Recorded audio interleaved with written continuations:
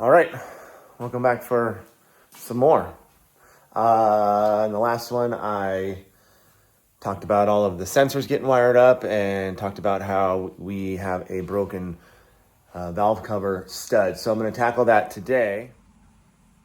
And I just went and got 6 new ones from Honda. Here's the part number right there. So I'm going to pull off the valve cover and replace all of them just so they're all fresh and new so we don't have this issue again.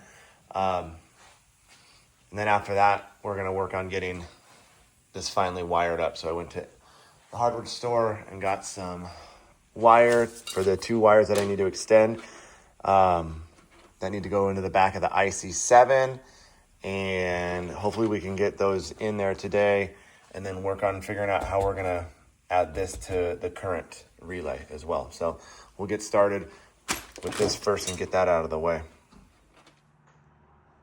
All right, so it's all back together. All new studs are in and torqued down, ready to go. Now we're focusing on some wiring. So I believe I mentioned this in my last video that I'm out of AVI ports on the Haltech. So what I'm gonna do is run 2 of our sensors up to the digital dash.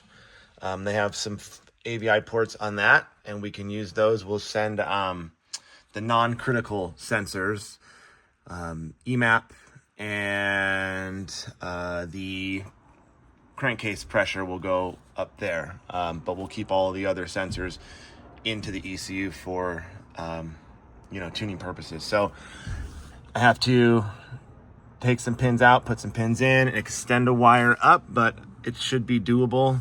I have a plan here, so we'll get working on it and then clean this up.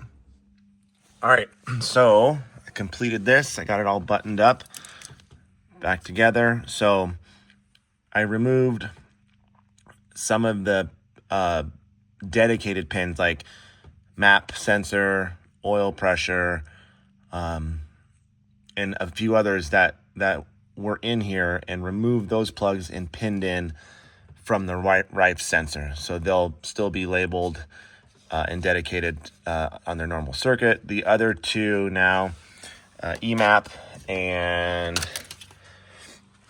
crankcase pressure, will go up to the IC7. So we'll run these under the dash and get those up there. But not too difficult, making some pins, removing pins, adding pins. Just got to take your time. And again, this is with a lot of help from a few friends who have been supporting me along this way. So I'm not going to take credit for all of this, but very grateful for their help. So we're going to get these cleaned up, loom them, and then get them up behind the IC7.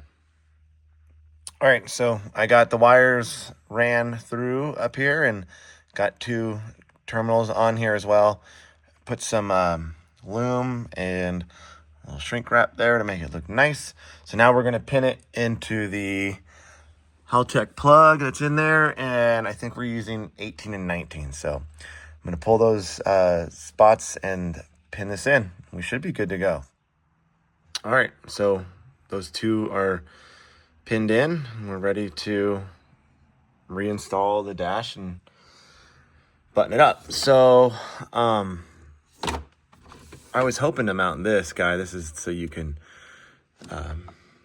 get into the IC7 and make adjustments from here, and it allows you to drill a hole somewhere in your dash. And I was hoping to go like right here, but I can't find the washer or nut that was supplied with it, so it'll just have to remain dangling. But other than that, we should be good to go. All right, all back together, no problems.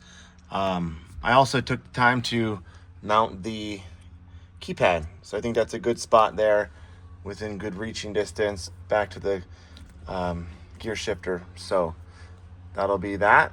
So just have to run the wires over to the CAN hub for that. And then I also got the second fuel pump relay there to go. So all we need to do now is run a power wire to pump 2, and then a signal wire up to the Haltech, and it's wired up. So I'm going to end this one here.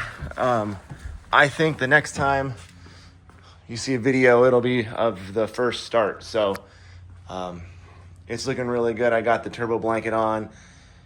So my job now is to go over it with a fine-tooth comb, double check every fitting, double check every bolt, make sure we're good. Look it over, and then we can get that first startup. So I think it looks pretty phenomenal. So I appreciate you guys watching, and keep an eye out for the next one.